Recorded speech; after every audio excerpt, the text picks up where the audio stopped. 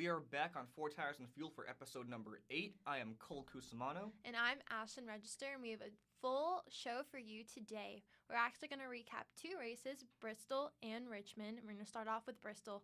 Kyle Busch won yet another race for this season, but at the beginning of the race, Ty Dillon won his first ever stage in his NASCAR Cup career. Did you think that there was going to be a different winner with Ty Dillon dominating the first stage, but then in the end, Kyle Busch came up and won again? It was great seeing Ty Dillon lead some laps, get that stage win.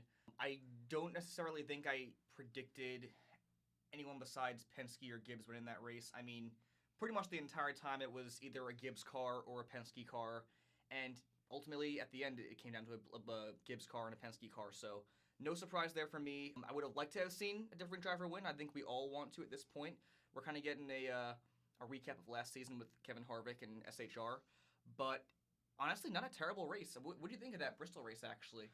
I think it was actually really interesting. Like we said, Ty Dillon finally won a stage, and Kyle Busch is the king of Bristol. We kind of knew going into how dominant Joe Gibbs has been that Kyle Busch was probably going to win that race. But I think Hendrick Motorsports did not do that bad. They took all the momentum that they had from past races, and they got a couple top 10 finishes. So we knew Joe Gibbs, in a way, like we said, was going to dominate, but it was good to see some of the other race teams as well keep that momentum going for them. Even though it wasn't a win, but they're still getting those top 10 finishes that I think is going to help them later on in the season. Right, Hendrick Motorsports had a really great run at Bristol. They were running top 10 pretty much the entire day, but like the story of the season's been, they just couldn't close it out. Penske, Gibbs were there in the end, but yeah, great run by Hendrick Motorsports. One thing I also wanted to kind of bring up was that was the first, I'd say, good Bristol spring race I've seen in a long time. Like, there was great passing. You had lots of beating and banging, crashes. It was just a great Bristol race, in my opinion. But one thing that took to Twitter was the fan attendance. There was pretty much like nobody in the stands. Did you take notice of that too? I did not, but now that you say it, I feel like NASCAR attendance is going down, and I don't know why. I feel like they're trying to make the sport different. They're changing up the schedule. They're moving the championship race. They're doing back-to-back races one of the weekends. I think that will help NASCAR next season get the attendance back up, because maybe some people can't make a certain weekend, but now they can do their schedule. But you would think Bristol, they would be enough. There would be a lot of people, but I didn't notice that until you said that. The fall race is always a sellout, and then the spring race is always kind of a struggle to get those fans in the stands. In your opinion, would you want to see Bristol taken away and only have that night race? Because there were quite a few people on Twitter kind of clamoring for that. They want one Bristol race gone, obviously the spring race, and then the night race just to be the only Bristol race on the circuit. So what's your opinion on that? I think that'd be really cool. I feel like I hear more talk about the Bristol night race more than the spring race. And I think that would mix it up with the drivers, that they wouldn't get used to the track. And I know it's a difference between day and night, but to maybe add in a different place twice instead of Bristol, I think might help the drivers. It might harm them, but I think that maybe in a way Kyle Busch wouldn't get that win because he's the king of Bristol. So it might change up the playoffs in a way, but Kyle Busch is dominated, so I wouldn't say like he wouldn't get into the playoffs. But I think it would be a different dynamic for the drivers, and it'd be really interesting to see if after these changes in 2020, if they go back and keep changing it every year, or they'll keep with the 2020 changes. In my opinion, I think that a change is coming for Bristol. I mean, I think they're going to see how it plays out in the 2020 season as far as both races. But I know that Rockingham has been in talks with NASCAR to maybe make a return back to the schedule. So it's very possible that if indeed the 2020 spring race is not climatic, that we could see it taken off the circuit and maybe Rockingham could take its place, or maybe a track like, you never know, Iowa, Nashville. There's a bunch of options out there. I think that'd be really good for the drivers to get a different feel. And like we said, 2020 I think is going to be an absolute game changer for NASCAR in every sort of possible way, with drivers, crew chiefs, momentum, just playoffs in general. I think it's going to be totally different. It might be good for the veterans. It might be better for the rookies and the first and second years because they're not used to the normal. So it's just going to see who can adapt faster at that point. Speaking of Joe Gibbs and Team Penske dominating the races, they also dominated Richmond, but Kyle Busch did not win. Martin Truex Jr. finally got his first win in the 19 car, but Joey Logano did finish second for Team Penske. Were you happy? I was excited for Martin Truex Jr. finally that something clicked and something got his momentum, hopefully, and I think that was good for him. I mean, I think no matter what, no matter who you're a fan of, what manufacturer you're a fan of, you kind of like Martin Truex no matter what. He's just a great guy, an easy guy to root for, great personality. It was great to see him finally get his first short track win. I know he's been chasing that for a long, long time now. So there were a lot of guys in the garage area, a lot of fans of the sport, just very happy to see that, including myself. And the racing at Richmond in general was, I think, fantastic. It might have been the best racing we've seen yet in the 2019 season. And if it's any indicator to how the racing is going to be in these upcoming races, that's great for the sport. I was excited to see someone different win. Yes, it was a Joe Gibbs racer, but I think Martin Truex Jr. needed that confidence level. He just transferred over to Joe Gibbs, and he's in the 19 car. Things were okay for him some races. Other races, he was top 20, top 15, and I just think he, in a way, was disappointed. But I think now with his win at his first even short track race on a track that he's even dominant at, I think that's going to give him so much confidence with Joe Gibbs, with his crew chief, with his new gear, just going into the rest of the 2019 season. Right. This should bring a ton of momentum for that 19 team. I know they were looking for that first win with Joe Gibbs Racing. The results were there. I mean, they're formulating very consistent runs, top 10s, top 5 finishes. They just didn't get that win. Now that that's finally been eclipsed, I think that he's going to be a force to be reckoned with this season. I think you're going to see, obviously, Kyle Busch, Denny Hamlin, Brad Keselowski, Joey Logano, Ryan Blaney, and then I think you're going to see Martin Truex in that fold, just taking reign of this series. I'm excited to see how that will play out. Like we said, Kyle Busch, 3 wins already. Team Penske dominating. Ryan Blaney hasn't gotten a win yet, but he still leads so many laps. But I think with Martin Truex Jr. now up there, that's going to change the whole perspective, and I think more people in a way are going to want to see him win more than the other. Definitely. Yeah, for sure.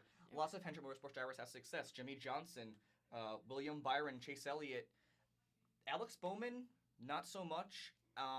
They even alluded to it in the pre-race show that he's the only Hendrick Motorsports car without a top 10 finish this season. So that's not a surprise to me. It's disappointing, I know, for the team, obviously. But it's great to see guys like William Byron, Chase Elliott, Jimmy Johnson running up front and getting these finishes that they want and that they deserve. So I think that Bristol was the turning point for Hendrick Motorsports, and I think we're going to see them come to the forum a lot more as this season develops. In my opinion, I am 100% with you on the whole Alex Bowman thing, that just something's not clicking in the 88 car with him, that he's had 2 years on his contract, and nothing's really going for him. He hasn't gotten a win yet, which doesn't surprise me either, but I really think either way, even if he goes to a smaller, like, single-car team, I think he'll still get the same results in a way.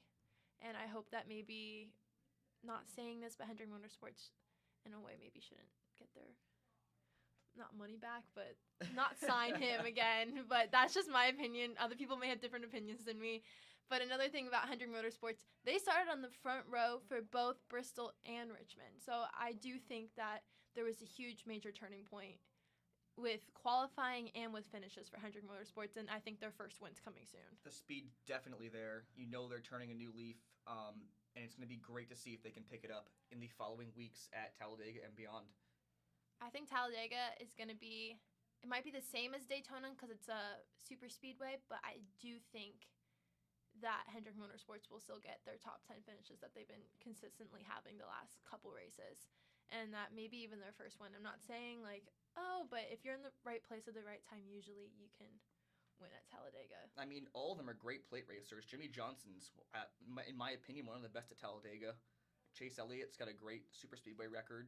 William Byron, in his short career in the Cup Series, has led a ton of laps at Daytona and Talladega. I feel like a win is imminent for him. Maybe not in the near future, but definitely soon. And even Alex Bowman, he has had quite a few poles at Daytona and Talladega. He's running up front. Again, just can't close it out. Kind of like the story with Hendrick Motorsports in general. But all 4 drivers, great plate racers. So I think, yeah, right, a win could be coming for that Hendrick Motorsports team. Speaking about other drivers, you were concerned about Kyle Larson a couple episodes ago. He wrecked out in Richmond, had not a great win or great place in Bristol. Are you still really concerned for him? I'm very concerned about Kyle Larson. It's sad to me because he came into the sport very, very aggressive, very hot. He was running great, having these great runs, even got 2 wins already, but in these last 2 seasons and into this season, he's just not been impressive at all. And what's scary to me is he's kind of taken on, sorry about this, kind of a Casey Kane repertoire. You know, he came from a dirt background. Casey Kane, like him, came into the sport very, very hot, very great, and then he kind of fizzled out. And I don't think that Kyle Larson is fizzling out or should be fizzling out at this point in his early career in NASCAR, but I just want to say it's very alarming for me. He's not getting these consistent runs. The last 2 weeks he hasn't finished above 19th. So it's just alarming to me, and I want to see him pick it up. He's a great guy. He's a guy people like in the garage area, but it's just alarming.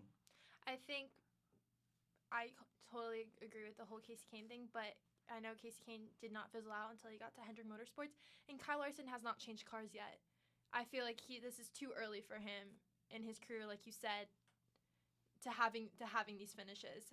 I don't know if there's something wrong maybe with his team, with the crew chief, anything personal, but there's just something that's not working for them in the 42 car this season, and I hope that they can figure it out at this point, that this isn't the same team that we saw a year or even 2 years ago, that there's just something off. He finished second how many races that one year? Ridiculous. And he just was always up there, and he was doing new moves that no one had seen before, like dirt track, and now it's just crash after maybe he'll finish top 19 or top 20, and it's just, like you said, alarming, and you're more concerned about it than I am, but in a way, from a standpoint, Kyle Larson, I don't really know what's going on. He really isn't taking anything to like Twitter or social media, so we really don't physically know what's going on, but the results in races are showing that something is up. And you kind of get to wonder if it's like a headspace thing, because he's not making those aggressive moves that he was making early on in his career, like you were saying.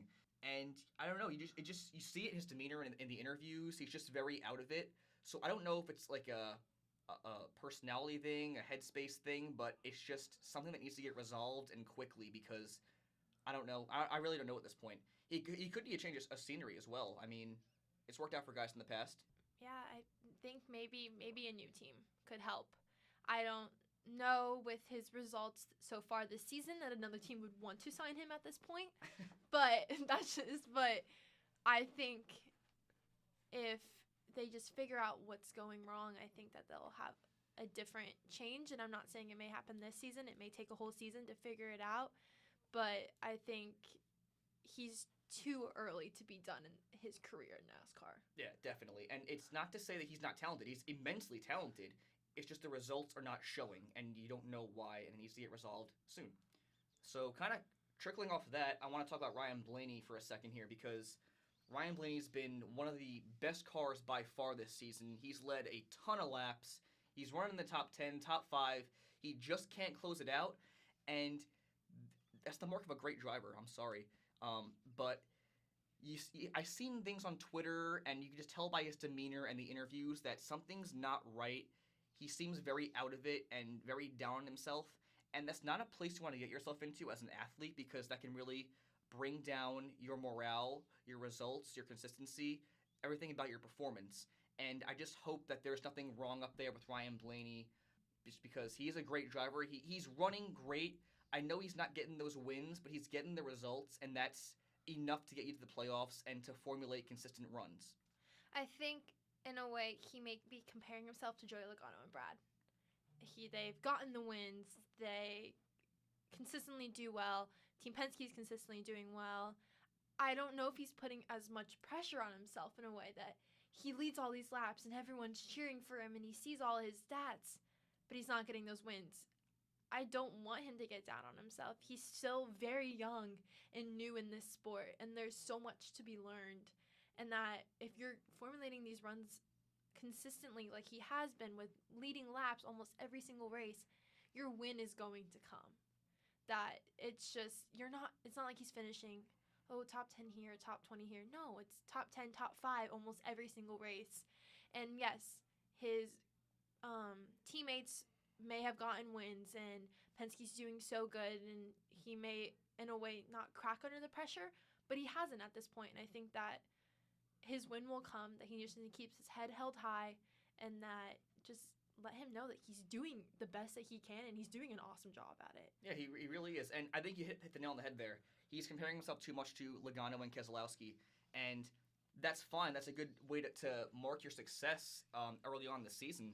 But he has this early on success. He's having these great runs. He just needs to acknowledge that and see that a win will come, and a win will come soon. They're both NASCAR champions. Exactly. You can't, in a way, compare yourself to them being so young in the sport. When you get to that level and you're like, okay, I'm a NASCAR champion, then you're not in a way going to compare yourself. But all the rookies and first and second years, they're going to look up to them and they'll be like, well, I'm not doing as well as them, and they're on the same team as me, and we have the same equipment. But he is doing that well. He just can't finish out a race, and I think he will come soon to finish out a race. And he's one of the most well-liked guys in the garage area, I think, for the drivers and from the fans' perspective. He has a great personality. He's very outgoing, very outspoken, and he holds himself in a very a high light, you know. So a win is coming. I truly believe that, and it's nothing to be concerned about right now, but you just want to see him get out of that negative headspace, I feel like. There is actually no race this weekend. Talladega is on April 28th, but just to end this podcast, Jimmy Johnson finished the Boston Marathon. That's right. That's a huge accomplishment. I know he was very psyched about that. The whole NASCAR world was as well. He didn't quite make his marker of under 3 hours. He made it just a shade above 3 hours, but incredible accomplishment. He was running 7-minute miles. Insane. I don't think I could even run a 7-minute mile, just 1 mile. But how? A marathon 26? No. I would die after mile 5 and be like, okay, I'm out. Yes, incredible accomplishment. Hats off to Jimmy Johnson, everyone that helped him get prepared for that race. I know he was concerned going in just with Richmond and then that mere days after. So great accomplishment, great guy.